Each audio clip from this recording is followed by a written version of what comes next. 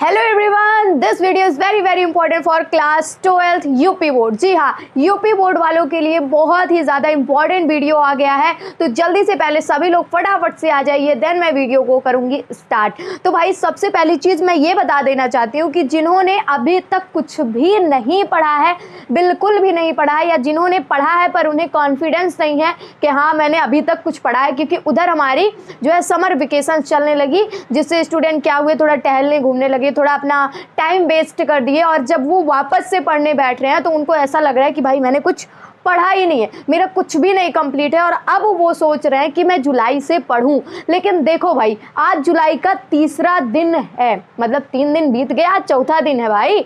तो अब से सोच रहे हैं कि मैं पढ़ूं, पर उनको समझ नहीं आ रहा मैं पढ़ूं कैसे।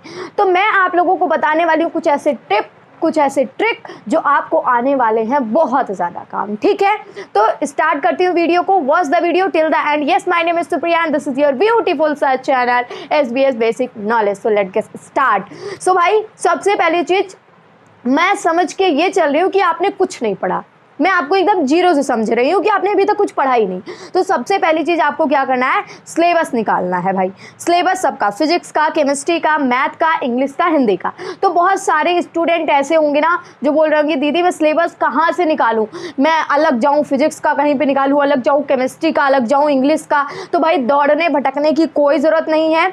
डिस्क्रिप्शन बॉक्स में लिंक है व्हाट्सएप का, वहाँ पे जाओ, मैंने सब पूरा नोट करके आपके लिए डाल दिया है, जाके आप जल्दी से वहाँ पे देख लो। अगर वहाँ नहीं जाना कोई बात नहीं, ये रहा आपका फिजिक्स का, ठीक है, स्क्रीनशॉट मारते चलिए, और ये रहा आपका केमिस्ट्री का, ये रहा आपका मैथ्स का, और ये रहा आपका ग्रामर का। अब आप सोच रहे होंगे दीदी हिंदी नहीं बताया आपने, इंग्लिश नहीं बताया। तो भाई हिंदी के सिलेबस भी बिल्कुल सेम है, इंग्लिश के सिलेबस भी बिल्कुल सेम है। मैं उसकी वन शॉट वीडियो ही लेकर चलूँगी और आपको लाइन बाय लाइन समझाते हुए चलूँगी। वन शॉट लूँगी तो उसी में कवर हो जाएगा। फिलहाल आपका इंपॉर्टेंट है physics, chemistry, math and grammar. तो इन चारों का मैंने दे दिया है। अब आपको क्या करना है, अब सबसे बड़ी समस्या आती है, ठीक है दीदी मैंने सिलेबस को निकाल लिया, अब पढ़ना कैसे है। तो मेरी बात सुनो ध्यान से, ठीक है। आप ये मत सोचो कि मैं ऑनलाइन पढ़ रहा हूँ या ऐसा कुछ नहीं। आप समझ लो कि ट्यूशन वाली दीदी मुझे पढ़ा रही है। आपको क्या करना है, आपने सिलेबस को निकाला, अब उस सिलेबस को आप जहाँ पे पढ़ते हो वहाँ पे पहली बात तो उसे गम कर लो, मतलब चिपका लो। और अगर आपके यहाँ चिपकाने की कोई सुविधा नहीं है तो आप क्या कर सकते हो, एक कॉपी आर्ट वाली ले सकते हो, उसमें सब कुछ लिख सकते हो। जैसे मैंने यहाँ पे आपके सिलेबस जब निकाला था तो मैंने लिखा था, देखिए मेरे पास ये एक आर्ट की कॉपी है, मुझे तो चिपकाना नहीं क्योंकि ऑब्वियसली बहुत सारी चीज़ें यहाँ पे हैं, ठीक है। तो मैंने यहाँ पे आपके सिलेबस जब निकाला था तो यहाँ पे आप देख सकते हैं, 1 मिनट, ये रहा मैंने केमिस्ट्री का आपका सिलेबस निकाला था, और उसके बाद यहाँ पे देखिए आपका फिजिक्स का निकाला था, फिर मैथ का निकाला था। इस तरह से आप बना सकते हैं। फिर आपका ग्रामर का निकाला था, ठीक है। और उसके बाद मैंने शेड्यूल बनाया था कि कैसे आपकी क्लासेस चलने वाली हैं।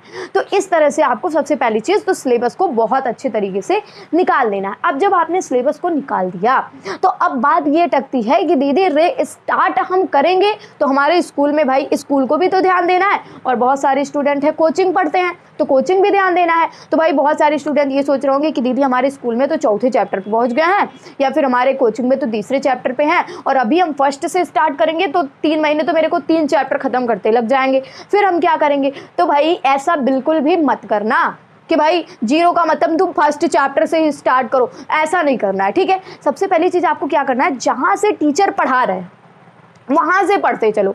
वो चीज़ें अब जो बचा है आपका, जैसे फर्स्ट, सेकंड, थर्ड जो चैप्टर बचा है वो बैकलॉग में है, ठीक है। जहाँ से टीचर पढ़ा रहे हैं वहाँ से खुद पहली बात वहाँ पे पढ़ते जाओ, उनके साथ चलते चलो। और इधर आपको क्या करना है, जैसे आपने ट्यूशन लिया, आपने स्कूल लिया, जो सर पढ़ा रहे हैं वहाँ से आप पढ़ते जाओ, उसके लिए आप फर्स्ट चैप्टर से नहीं।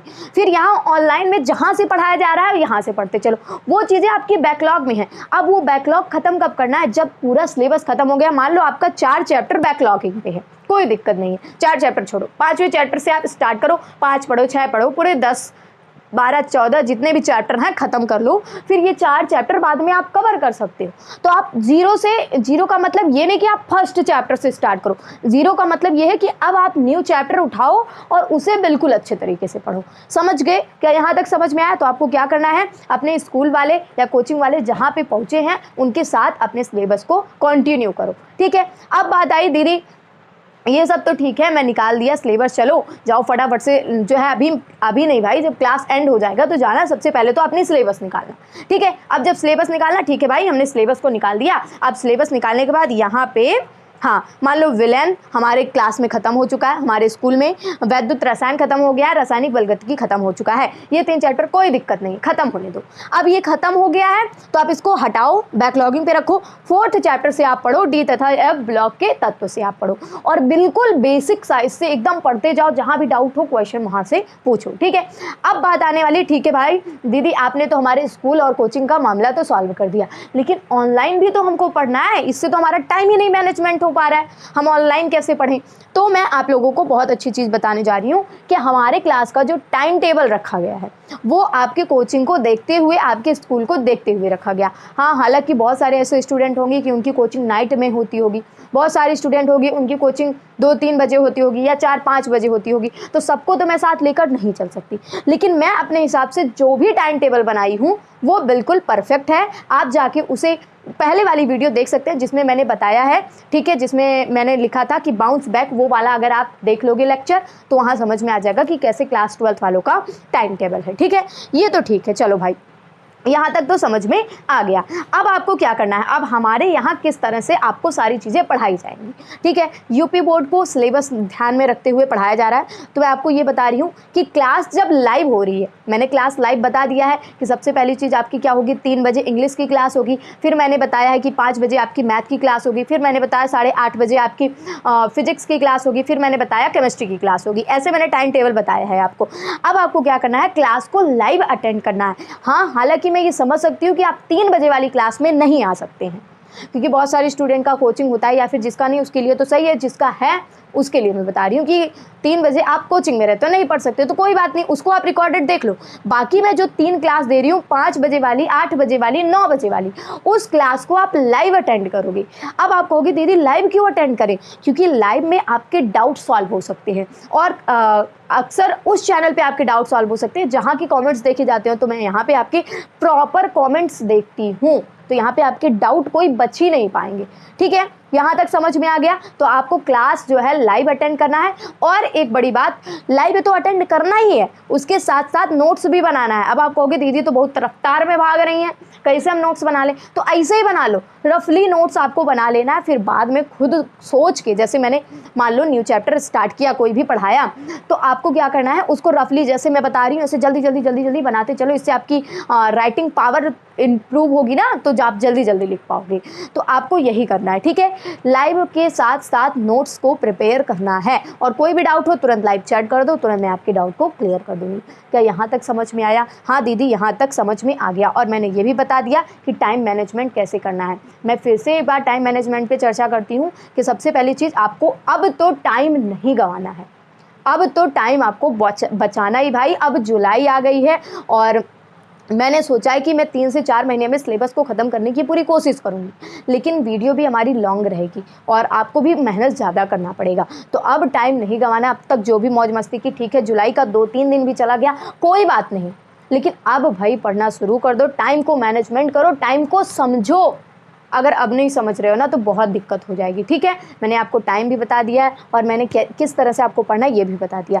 अब लास्ट में भैया एक सबसे बड़ी प्रॉब्लम स्टूडेंट की ये फंसती है कि भाई डिस्ट्रक्शन बहुत आता है। आजकल के ज़माने में वैसा डिस्ट्रक्शन नहीं आ रहा है, ऐसा डिस्ट्रक्शन आ रहा है कि इंस्टाग्राम आप चला रहे हो, रील्स देख रहे हो, शॉर्ट्स देख रहे हो, ये देख रहे हो भाई, ये सबसे बड़ा डिस्ट्रक्शन आज के तौर पे है। तो दीदी इसको कैसे दूर करें? देखो भाई, कोई भी स्टूडेंट शॉर्ट वीडियो देखे बिना नहीं चल सकता। अगर वो मोबाइल चला रहा है तो 1 ना 2 देख ही लेता है, 2 क्या आधे घंटे बीत जाते हैं। मैं कह रही हूँ कोई बात नहीं, देख रहे हो आप, ठीक है, अच्छी बात है, देख रहे हो, माइंड को थोड़ा फ्रेश कर रहे हो, ठीक है, कोई बात नहीं, मैं इसके लिए मना नहीं करूँगी। लेकिन टॉपर और एवरेज में क्या डिफरेंस होता है? टॉप एवरेज क्या करता है? एवरेज जैसे मान लो आपने रील्स स्टार्ट किया, रील्स देख रहे हो, आपके आधे घंटे बीत गए, अब आप सोच रहे हो अरे मुझे तो पढ़ना है, फिर कह रहे हो अरे भाई मुझे तो 8 बजे से पढ़ना था, बज गए 8:30, रहने दो मैं बाद में पढ़ूंगा, ऐसा आप सोच लेते हो, तो आप एवरेज में आ गए। और वहीं पे टॉपर क्या करता है, मान लो रील्स देखते देखते उसके 8:30 बज गए, उसने 8 बजे का टाइम बनाया था पढ़ने का, लेकिन 8:30 बजे, फिर वो सोचता अरे भाई मेरे को तो पढ़ना है। उसके बाद वो क्या करता है, चलो कोई बात नहीं, आधे घंटे बीत गए और भी तो टाइम है, मैं पढ़ सकता हूँ,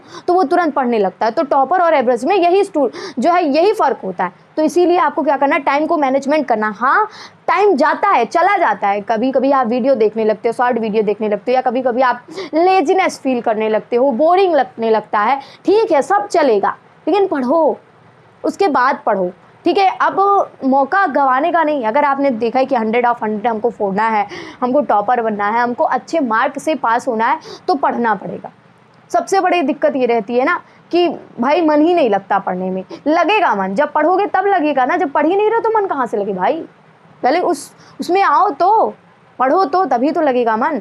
तो ये चीज़ सबसे ज़्यादा, यही मुझे इन्फॉर्मेशन देनी थी, तो मैंने 4 पॉइंट्स आपके पास डिस्कशन की। सबसे पहली चीज़, आपको सिलेबस को निकालना है, और दूसरी चीज़ क्लास लाइव अटेंड करनी है, एंड तीसरी चीज़ आपको क्या करना है, टाइम को मैनेजमेंट करते हुए चलना है, और चौथी चीज़ आपको डिस्ट्रैक्शन को अवॉइड करना है। जितने भी डिस्ट्रैक्शन आ रहे हैं उसको साइड में रखो, वो भी हो सकते हैं, कोई दिक्कत नहीं है, लेकिन टाइम टू टाइम करना है सारी चीज़ें।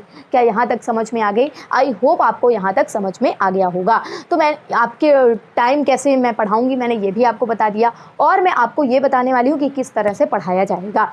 तो भाई मैं तो अभी स्टार्ट करने वाली हूँ। हमारा कल का टाइम टेबल क्या है हमारा, जैसे मैंने आज का वीडियो डाला, तो आज ये वीडियो, आज का टाइम टेबल है कि मैं केमिस्ट्री की क्लास लूँगी, जहाँ से मैं पढ़ा रही थी वहाँ से कंटिन्यू करूँगी, ठीक है। फिजिक्स की क्लास जहाँ से मैं पढ़ा रही थी वहाँ से कंटिन्यू करूँगी, ठीक है। मैथ आपका न्यू रहेगा, इंग्लिश आपका न्यू रहेगा, हिंदी रहेगा, बाकी फिजिक्स केमिस्ट्री ये आपका क्या जहाँ से चल रहा था वहीं से चलेगा। तो आप कहोगे दीदी अब जहाँ से चल रहा था वहीं से चलेगा, तब तो बहुत दिक्कत हो जाएगी। दिक्कत कुछ नहीं होगा, स्टार्टिंग से बिल्कुल पढ़ाया जाएगा आपको, जहाँ से चल रहा है वहीं से चलिए, रफ में नोट्स बनाते हुए चलिए, फिर आपके स्कूल के बराबर आ जाएगा, या फिर आप जब खुद के बराबर आ जाएंगे कि हमें ऐसा नोट्स बनाना है, अब यहाँ मैं पहुँच गई हूँ, तो आप अपने हिसाब से नोट्स बना सकते हैं, लेकिन रफ में नोट करते हुए चलना है, ठीक है। आई होप आपको ये वीडियो अच्छी लगी होगी, और मैंने बता दिया सारी चीज़ें, आपके जो भी डाउट्स थे वो क्लियर किया, ठीक है। अब मिलते हैं नेक्स्ट वीडियो में। Thanks for watching. मिलते हैं नेक्स्ट वीडियो में। कॉमेंट जरूर कर देना कि आज की वीडियो कैसी लगी और आपको क्या डाउट है, जिससे मैं उस पर भी वीडियो ला सकूँ। Thanks for watching. मिलते हैं नेक्स्ट वीडियो में इसी तरह की धमाकेदार वीडियो को लेकर। तब तक के लिए जय हिंद, वंदे मातरम, bye bye, take care to all of you. पढ़ते रहिए, मस्त रहिए, स्वस्थ रहिए, और अपनी पढ़ाई में बेस्ट रहिए। Bye bye, take care.